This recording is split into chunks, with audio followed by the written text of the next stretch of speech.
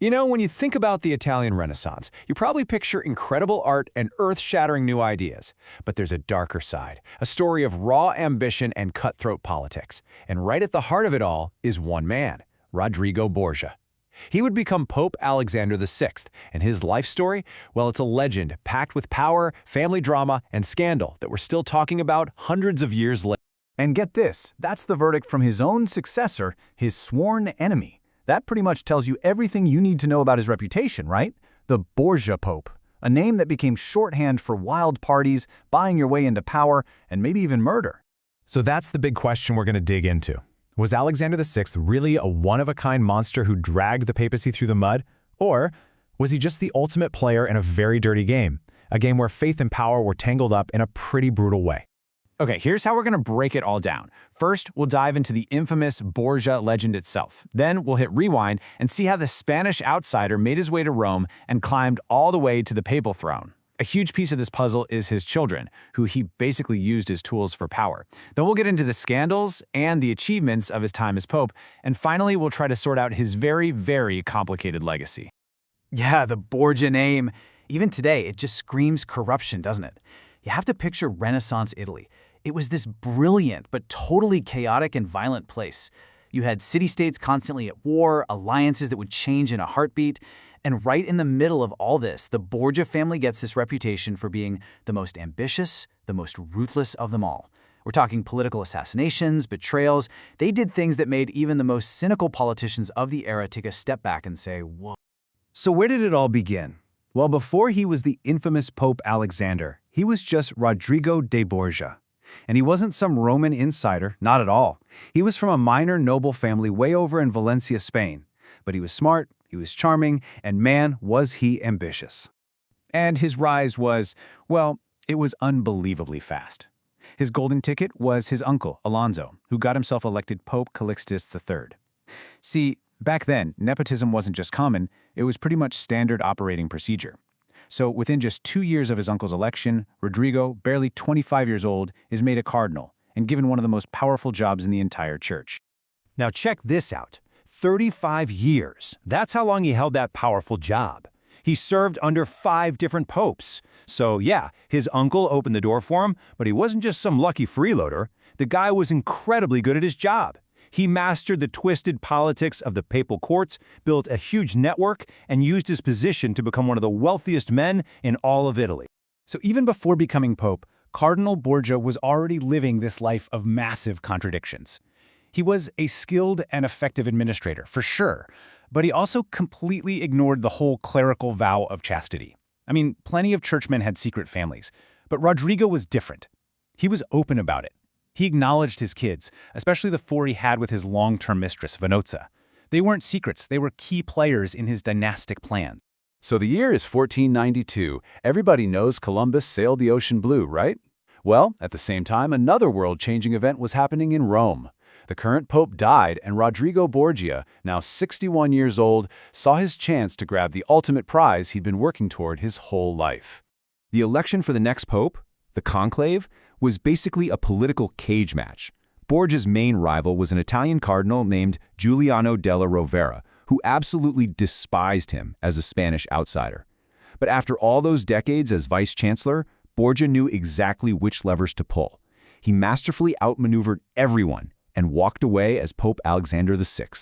His enemies, of course, immediately cried foul. They accused him of simony, which is just a fancy word for buying your way into a church office. And they were probably right. Bribes of money and powerful jobs were almost certainly part of the deal. But here's the thing. That was just how the game was played. Della Rovera himself was getting money from the King of France to try and win. Alexander wasn't breaking the rules, he was just playing the game better than anybody else. And this slide right here is crucial to understanding all of this. A Renaissance pope was a paradox. He was, of course, the spiritual leader of millions. But he was also a king. A literal monarch with his own kingdom, the Papal States, his own army, and his own foreign policy. This is what's called temporal power, and Alexander VI didn't just accept this dual role, he absolutely embraced it. So once he's on the throne, Alexander gets to work, building his power base. And his most important tools weren't cardinals or generals. They were his own kids. They became the key pieces in his grand strategy to turn the papacy into a Borgia family dynasty. First up, his son, Cesare. Alexander made him a cardinal at just 18, but Cesare wasn't really the praying type. His ambitions were on the battlefield, so he did something shocking. He resigned as a cardinal to become a general, and he was brilliant, cruel, and terrifyingly effective. In fact, his ruthlessness became the main inspiration for Machiavelli's famous book on power, The Prince. Then you have his daughter, Lucrezia. History has painted her as this wicked femme fatale, but really, she was more of a political pawn. Her life was a chess game played by her father and her brother. Her marriages were all about creating alliances, and when an alliance wasn't useful anymore, the husband tended to disappear. One marriage was annulled, another husband was straight up murdered, probably on Sussura's orders. And then there was Juan, Alexander's second son and his absolute favorite. He was put in charge of the army before Cesare, but he was arrogant and honestly not very good at it. Then, in 1497, his body was pulled out of the Tiber River, full of stab wounds. The Pope was devastated. The murder was never officially solved, but So you can see the three-step Borgia strategy pretty clearly. Step 1, pack the Vatican with family and loyal supporters. Step 2, use your daughter's marriages to build a network of allies. And Step 3, unleash your ruthless son and his army to conquer new territory and crush your enemies. The goal was simple: merge the power of the church with the fortunes of the Borgia family. Alexander's 11 years of pope were just this whirlwind of high-stakes politics, amazing art, and absolutely shocking scandals. He was a man of profound contradictions, capable of being a great statesman one minute and breathtakingly corrupt the next. I mean, on the one hand, his papacy is legendary for its scandals. He put his family and friends into high office so brazenly it shocked people even back then. You had rumors of wild parties, like the so-called Banquet of Chestnuts, which was supposedly a full-blown orgy in the Vatican Palace. And he basically perfected the art of selling church offices and indulgences to fund Caesare's wars. But then, on the other hand, he was a surprisingly effective ruler. He was a huge patron of the arts, hiring masters like Michelangelo and making Rome beautiful.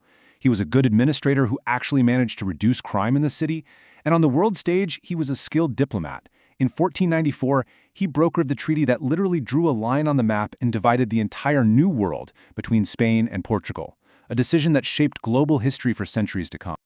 Alexander's big dream was a Borgia dynasty that would last forever. But the entire empire he built was really just a house of cards, held up entirely by his own force of will. And it was way more fragile than he ever could have imagined. Let's see how it all fell apart. And boy, did it fall apart fast. In August of 1503, Alexander suddenly dies. It could have been malaria, which was everywhere, but rumors of poison have never gone away. The second he was gone, the whole thing collapsed. Without his dad's protection, Cesare's power just vanished. And guess who becomes the next pope? His old nemesis, Giuliano della Rovere. He takes the name Julius II and makes it his personal mission to destroy everything the Borgias built. 4 years later, Cesare is killed in battle, and just like that, the Borgia dream was over. So, to wrap up this incredibly complicated guy, here are 5 key things to remember. 1. He was the ultimate insider who knew the system better than anyone. 2. He was a dynastic pope who treated the church like a family business. 3. He was a master politician both in Italy and on the world stage. 4. And this is a huge one. He became the poster child for corruption. His scandals, especially selling indulgences for cash, gave reformers like Martin Luther all the ammunition they needed, helping to kickstart the Protestant Reformation. And 5. He was a walking, talking contradiction, a lover of great art who also presided over parade scandals. Which brings us right back to our original question. Was Alexander VI a singular monster, or was he just the most successful player in a deeply corrupt era? Was he an aberration, or was he the logical result of a system where spiritual authority and earthly power had become hopelessly entangled? That's a question history is still debating today.